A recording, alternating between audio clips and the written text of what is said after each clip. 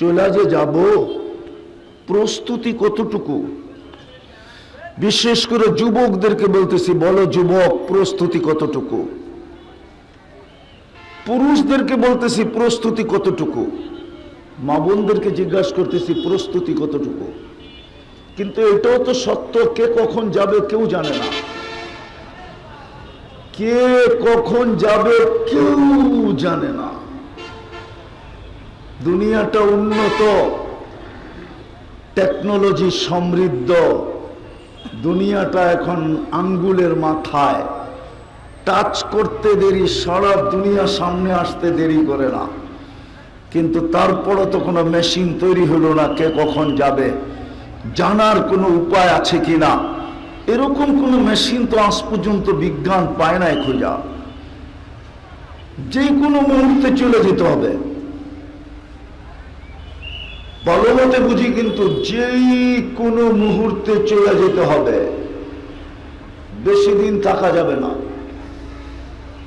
কিন্তু আমার প্রশ্ন বা কথার ভঙ্গি হলো, আমাদের প্রস্তুতি কতটুকু? কতটুকু আমি প্রস্তুতি নিলাম? সত্য তো এটাই, সত্য তো এটাই। বংশ হইলে, বংশ যদি মানুষের পরিচিতি হতো আল্লাহর কাছে, তাহলে আমি মনে করতাম যে কুরাইশের সমস্ত কুরাইশি জান্নাতি হইতো। কেন, কুরাইশের চেয়ে উত্তম বংশ তো আল্লাহ বানান নাই। এটা আমি বলতেছি না, জিবরিল আলাইহিস সালাম বলতেছেন, কল্লাতুল কাবাইলা কুল্লা মা ওয়াজাদতু আশরাফা মিন কুরাইশ।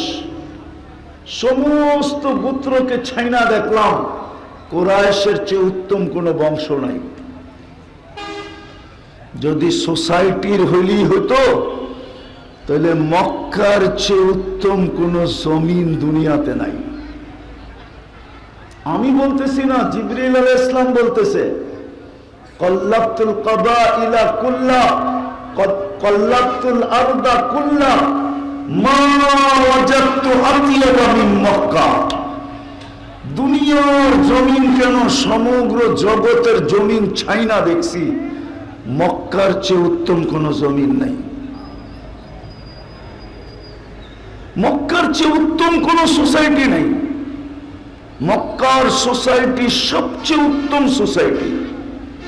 নাইলে আল্লাহ নিজের ঘরটা ওইখানে রাখবেন কেন?